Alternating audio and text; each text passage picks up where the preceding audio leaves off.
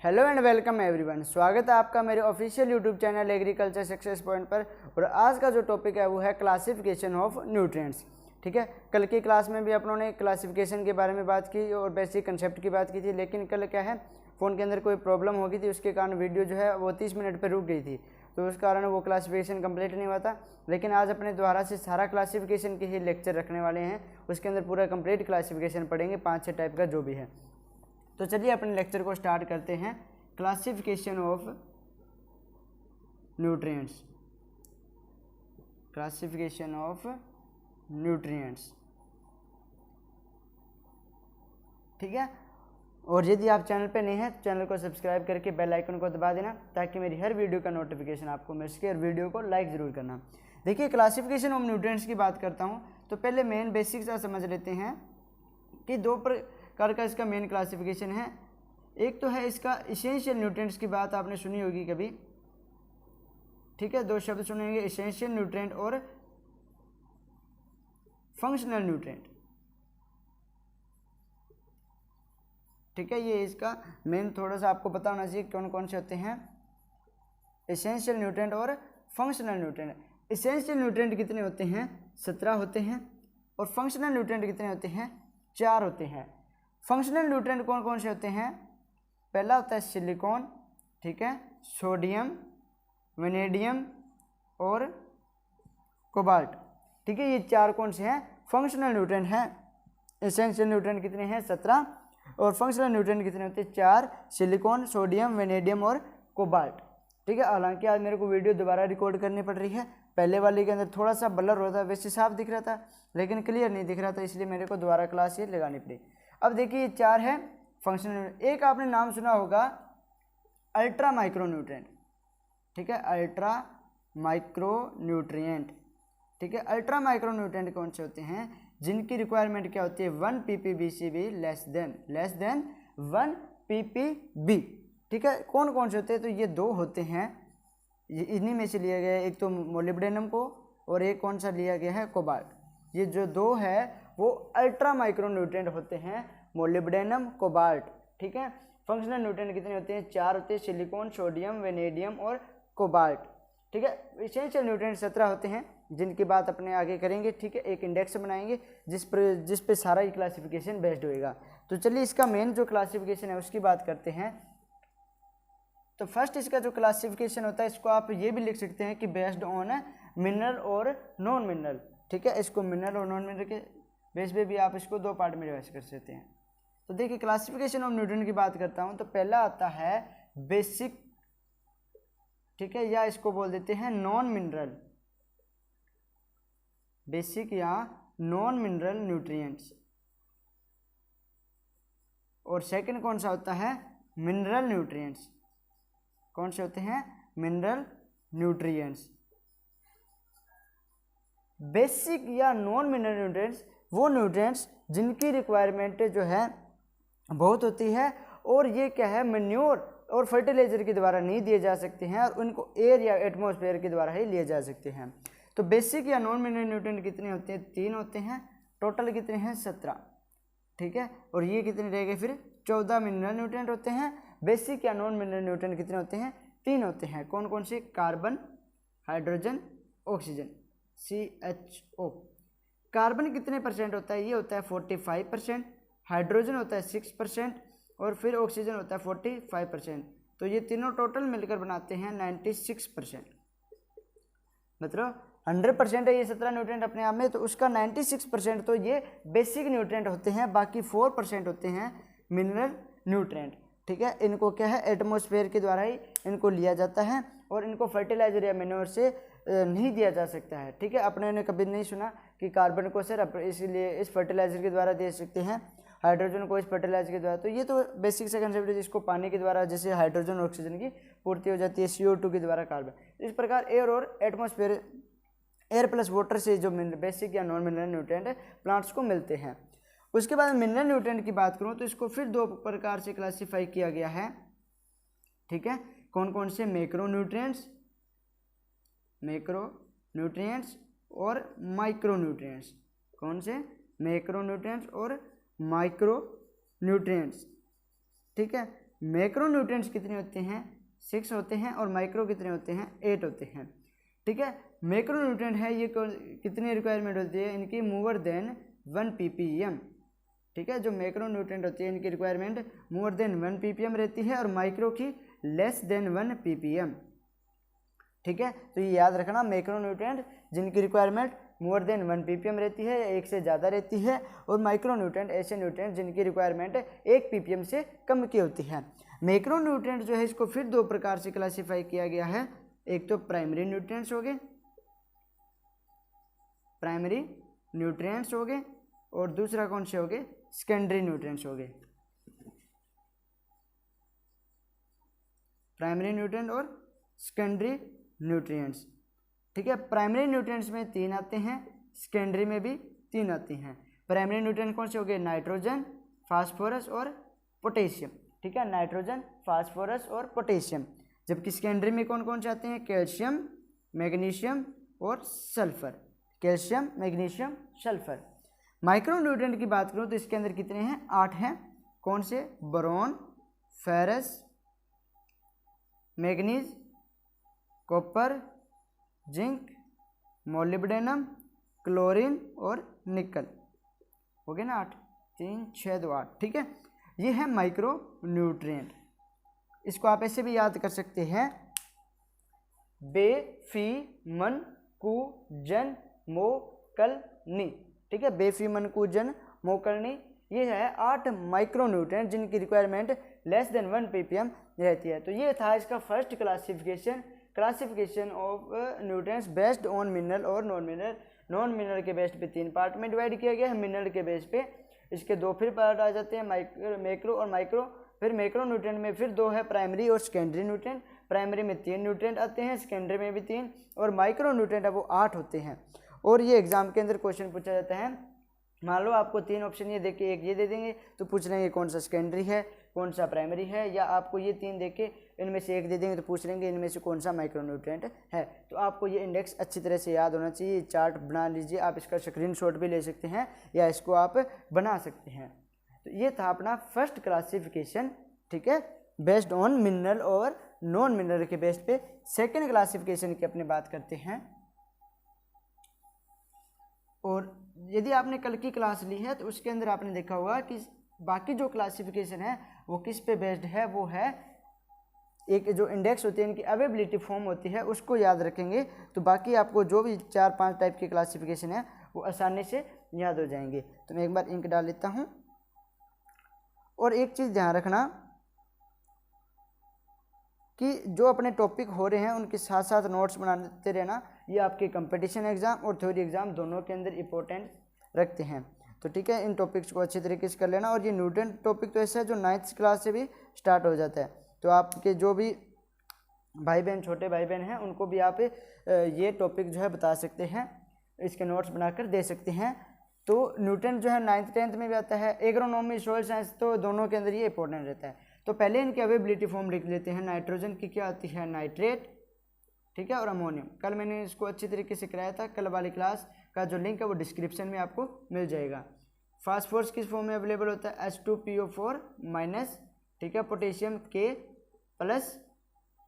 ठीक है, फिर कैल्शियम Ca+2, मैग्नीशियम Mg+2, फिर सल्फर SO4-2 सल्फेट, ठीक है, उसके बाद में बोरॉन H3BO3 बोरिक एसिड, और उसके बाद फेरस Fe+2, और Fe+3 क्या होता है फेरिक होता है। लेकिन प्लांट जो अवेलेबल फॉर्म होती है इसकी या प्राप्य जो रूप होता है वो कौन सा होता है Fe+2 होता है। फिर मैग्नीज का क्या होता है, मैग्नीज का होता है Mn+2, ठीक है, उसके बाद में कॉपर का क्या होता है Cu+2, जिंक का क्या होता है Zn+2, उसके बाद में मोलिब्डेनम का क्या होता है MOO4-2, ठीक है, और मोलिब्डेनम के बाद में क्लोरीन Cl- और निकल Ni+2, ठीक है। तो ये है इसकी अवेबिलिटी फॉर्म। इस इंडेक्स को याद रख के अपने सारे क्लासिफिकेशन करेंगे। तो ये इंडेक्स एक साइड में रहेगी। सेकेंड क्लासिफिकेशन इसका आता है कि classification of nutrients based on cation and anion, ठीक है, किस पे बेस पे है कैटायन एंड एनायन के बेस पे ये है, ठीक है। कैटायन और एनायन के बेस पे न्यूट्रेंट को दो पार्ट में डिवाइड किया गया है, कैटायन और एनायन। धनायन और एनायन के आधार पर न्यूट्रेंट को वर्गीकृत किया गया है, ठीक है। First cation, second anion. अब देखिए कैटायन क्या होता है, पॉजिटिव चार्ज, और एनायन क्या होता है, नेगेटिव चार्ज। तो आप पॉजिटिव वाले में पॉजिटिव वाले रख दीजिए, नेगेटिव वाले में नेगेटिव वाले रख दीजिए। अब कैटायन की बात करूं तो देखिए अमोनियम इसके अंदर आएगा और नाइट्रेट किस में आ जाएगा, एनायन के अंदर आ जाएगा। उसके बाद H2PO4 भी किसके अंदर आएगा, एनायन के अंदर आएगा, ठीक है। पोटेशियम कैटायन हो गया, कैल्शियम भी कैटायन, मैग्नीशियम भी कैटायन, सल्फर जो है वो एनायन होता है, बोरॉन भी एनायन होता है, ठीक है। और फेरस जो है वो कैटायन होता है, मैग्नीज भी कैटायन होता है, कॉपर भी कैटायन होता है, जिंक भी कैटायन होता है, मोलिब्डेनम एनायन होता है, क्लोरीन एनायन होता है और निकल कैटायन होता है। तो ये था कैटायन और एनायन के बेस पे इसका क्लासिफिकेशन या धनात्मक और ऋणात्मक के आधार पर पोषक तत्वों का वर्गीकरण, ठीक है। तो इस पर को अच्छे तरीके से नोट कर लीजिए, ये है अपना सेकंड क्लासिफिकेशन, ठीक है। और एग्जाम से बहुत बढ़िया क्वेश्चन बनते हैं। और एक चीज़ याद रखना कि बोथ एनायन और कैटायन कि ऐसा कौन सा न्यूट्रेंट है जो धनात्मक और ऋणात्मक दोनों के रूप में अवेलेबल होता है, तो वो कौन सा है, नाइट्रोजन। एकमात्र नाइट्रोजन ऐसा न्यूट्रेंट है जो पॉजिटिव फॉर्म में भी मिलेगा और नेगेटिव फॉर्म में। ये देखो नाइट्रोजन कैटायन में भी है और एनायन में। और एग्जाम का ये क्वेश्चन है कि कौन सा न्यूट्रेंट है जो कैटायन और एनायन दोनों के रूप में मिलता है, तो वो है नाइट्रोजन, ठीक है। आई होप कि आपने नोट कर लिया होगा, ठीक है। तो थर्ड क्लासिफिकेशन पे चलते हैं अपने कि इसका थर्ड क्लासिफिकेशन किसके बेस पे है। तो थर्ड क्लासिफिकेशन है इसका based on combined and uncombined form पे, ठीक है। इसका थर्ड क्लासिफिकेशन है कंबाइंड एंड अनकंबाइंड। कंबाइंड और अनकंबाइंड के बेस पे, ठीक है, न्यूट्रिएंट्स को दो पार्ट में ही डिवाइड किया गया है, कंबाइंड न्यूट्रिएंट्स, ठीक है, कंबाइंड न्यूट्रिएंट्स और अनकंबाइंड न्यूट्रिएंट्स, अनकंबाइंड न्यूट्रिएंट्स। आई होप कि आपको सभी क्लासेस अच्छी लग रही होगी, ठीक है। और आपकी क्लास से रिलेटेड कोई भी क्वेरी है तो आप कमेंट बॉक्स में लिख दीजिए, उसका कमेंट बॉक्स में सोल्यूशन होगा, या आप मेरी इंस्टाग्राम आईडी पे मेरे को मैसेज कर सकते हैं। मुकेश कुचेरिया 760 के नाम से मेरी इंस्टाग्राम आईडी है, उस पर आप मेरे को मैसेज कर सकते हैं, आपकी क्वेरी हर सॉल्व होगी, ठीक है। तो कंबाइंड और अनकंबाइंड न्यूट्रिएंट्स हैं वो कौन कौन से हैं, तो देखिए कंबाइंड का मतलब हो गया इसके साथ कोई भी एलिमेंट दूसरा जुड़ा होगा, ठीक है। और अनकंबाइंड का मतलब सिंगल न्यूट्रिएंट होएगा। तो कंबाइंड में यदि मैं नाइट्रोजन रखूँगा, ठीक है, फास्फोरस भी किस में रखूँगा, कंबाइंड के अंदर रखूँगा, पोटेशियम अनकंबाइंड में आएगा, ठीक है, कैल्शियम भी अनकंबाइंड के अंदर आएगा, मैग्नीशियम अनकंबाइंड में आएगा, सल्फर जो है वो कंबाइंड में आता है, ठीक है। उसके बाद में बोरॉन भी कंबाइंड के अंदर आता है, फेरस अनकंबाइंड में आता है, ठीक है, मैग्नीज भी अनकंबाइंड में आता है, कॉपर भी अनकंबाइंड में आता है, जिंक भी अनकंबाइंड में आता है, मोलिब्डेनम कंबाइंड में आता है, क्लोरीन अनकंबाइंड में और निकल भी अनकंबाइंड में आता है। तो ये 5 न्यूट्रिएंट ऐसे हैं जो कंबाइंड फॉर्म में होते हैं, बाकी अनकंबाइंड फॉर्म में होते हैं। देख लीजिए 1 2 3 4 और 5, ये 5 न्यूट्रिएंट है जो कंबाइंड फॉर्म में अवेलेबल होते हैं, और जो बाकी न्यूट्रिएंट बच गए वो अनकंबाइंड फॉर्म में प्लांट्स को अवेलेबल होते हैं।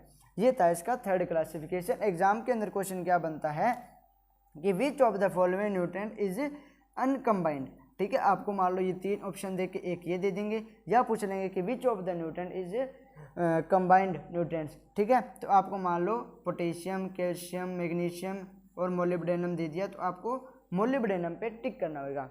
तो इस प्रकार से एग्जाम के अंदर क्वेश्चन बनते हैं। थर्ड इसका जो क्लासिफिकेशन था वो कंबाइंड और अनकंबाइंड पे था। फोर्थ क्लासिफिकेशन की जब बात करेंगे, ठीक है, तो वो किस पे बेस्ड है, वो है मोबिलिटी के बेस पे। किसके बेस पे है, मोबिलिटी के बेस पे जो है फोर्थ क्लासिफिकेशन है। तो मोबिलिटी के बेस पे प्लांट्स के अंदर अलग क्लासीफाई किया गया न्यूट्रिएंट्स का, और सॉइल के अंदर अलग क्लासिफिकेशन इसका किया गया है। फोर्थ है बेस्ड ऑन मोबिलिटी, किसके बेस पे है? मोबिलिटी के बेस पे है। अब देखिए पहले बात करेंगे अपने प्लांट्स की, ठीक है। प्लांट्स के अंदर मोबिलिटी के बेस पे न्यूटन को 4 पार्ट में डिवाइड किया गया है और सॉइल के अंदर मोबिलिटी के बेस पे 3 पार्ट में न्यूटन को डिवाइड किया गया है। तो प्लांट्स के अंदर 4 पार्ट कौन कौन से हैं? एक तो है highly mobile nutrients, highly mobile nutrients, ठीक है। सेकंड हो गया less mobile nutrients, less mobile nutrients, ठीक है। थर्ड हो गया मॉडरेट न्यूट्रिएंट्स, मॉडरेट न्यूट्रिएंट्स, और फोर्थ हो गया इमोबाइल, इमोबाइल न्यूट्रिएंट्स,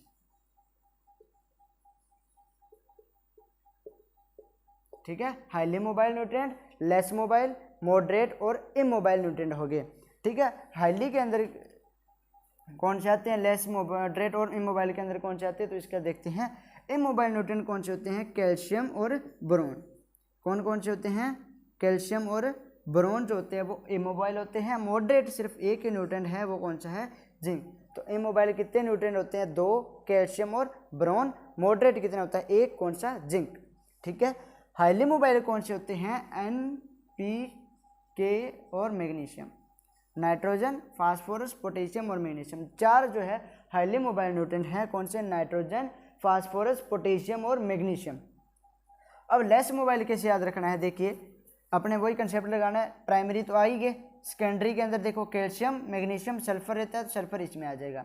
उसके बाद में माइक्रो न्यूट्रिएंट की बात आती है तो बोरोन इधर आ गया, फेरस इसमें आएगा, मैग्नीज भी इसमें आएगा, कॉपर भी इसमें आएगा, ठीक है। जिंक इधर आएगा और मोलिब्डेनम आएगा।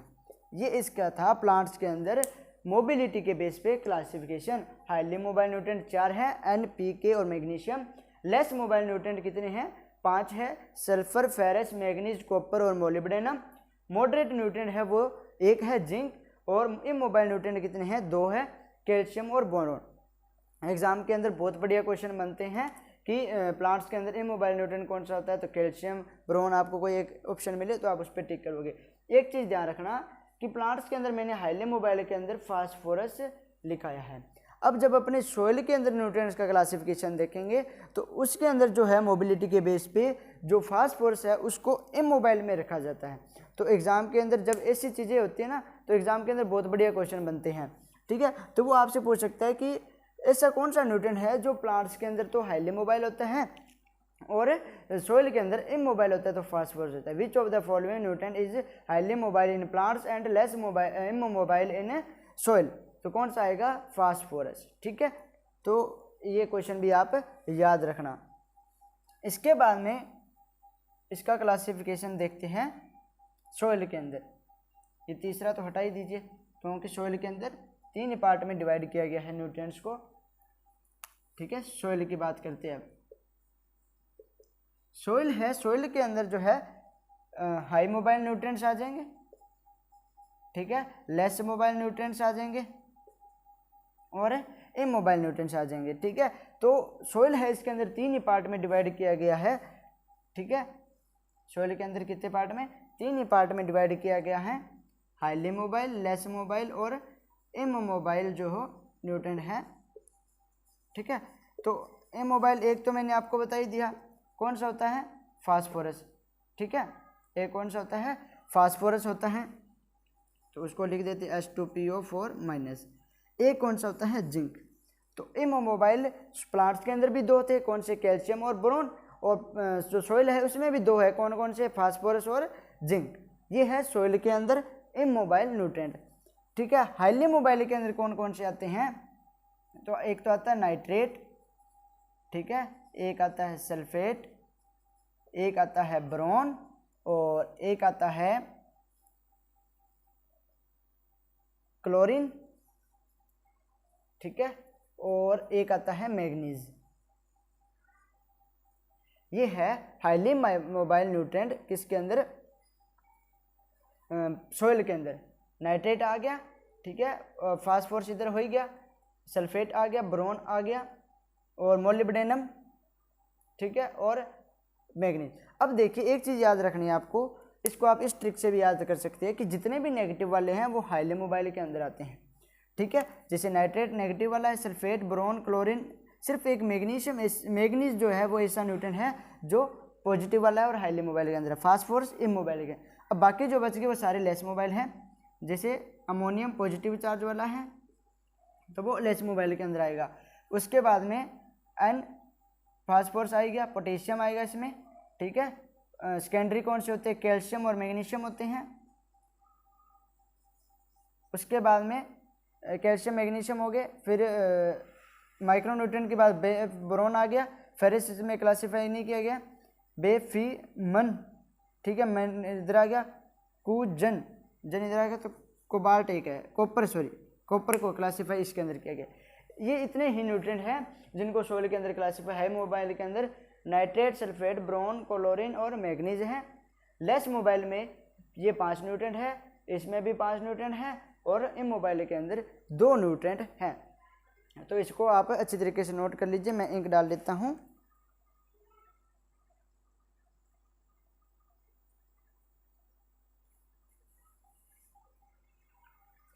अब ये था अपना 4th क्लासिफिकेशन, किसके बेस पे, मोबिलिटी के बेस पे, ठीक है। Highly mobile nutrients, less mobile और इमोबाइल, इनको अच्छे तरीके से नोट कर लेना।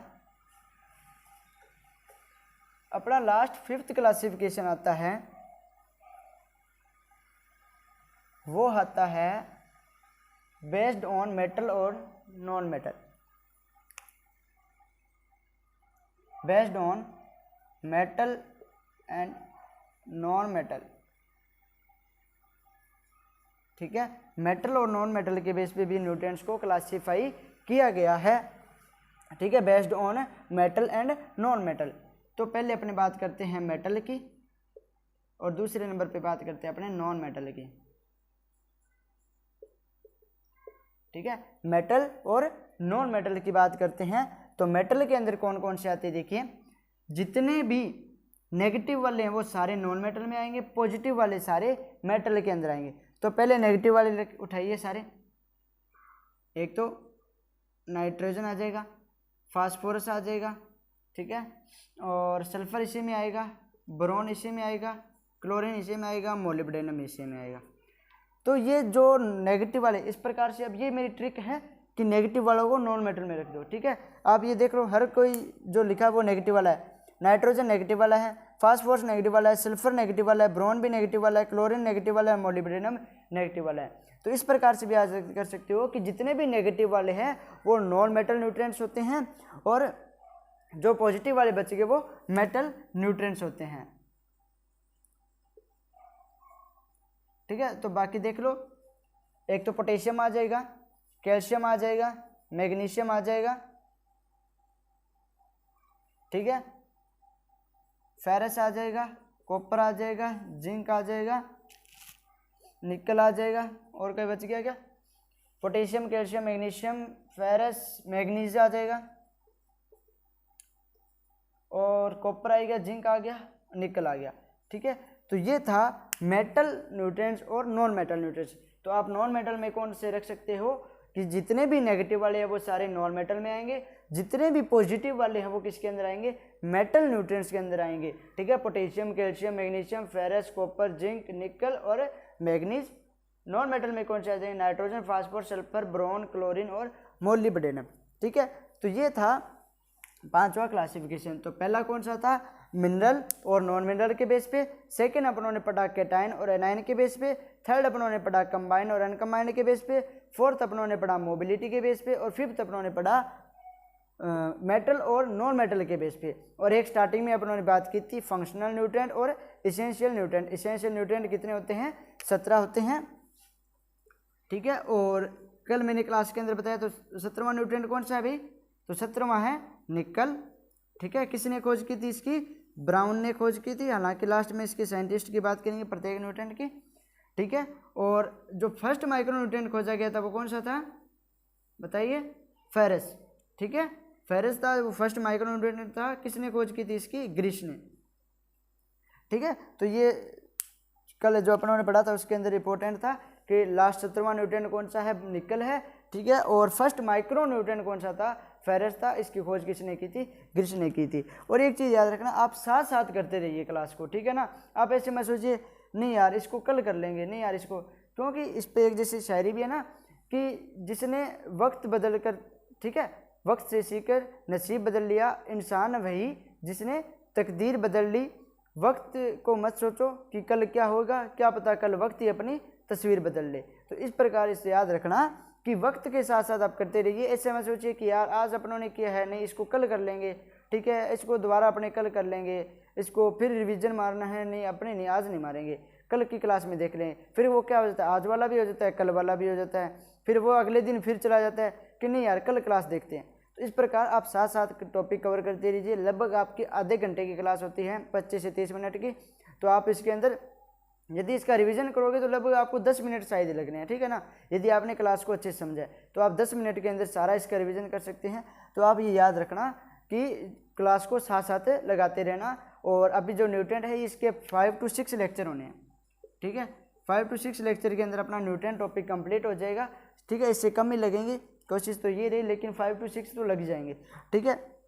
उसके बाद अपने पेडोलॉजी और उसके बाद अपने सॉइल केमिस्ट्री करेंगे। तो पेडोलॉजी है वो आपकी 12th की केमिस्ट्री में भी आती है और जेट के अंदर प्री पीजी, ठीक है, हर के अंदर पेडोलॉजी सॉइल केमिस्ट्री से बहुत क्वेश्चन बनते हैं। और सॉइल फिजिक्स है वो आपके बीएससी के अंदर आती है थ्योरी के अंदर, और प्री पीजी का या और कोई भी कंपटीशन एग्जाम देते हो उसके अंदर सॉइल फिजिक्स आपकी आती है। और अपनों ने सॉइल फिजिक्स जो है उसको कंप्लीट कर लिया है, तो पेडोलॉजी रहती है, ठीक है। आई होप कि आपको क्लास अच्छी लगी है तो आप ज़्यादा से ज़्यादा वीडियो को शेयर करना और चैनल को सब्सक्राइब कर लेना। Thank you.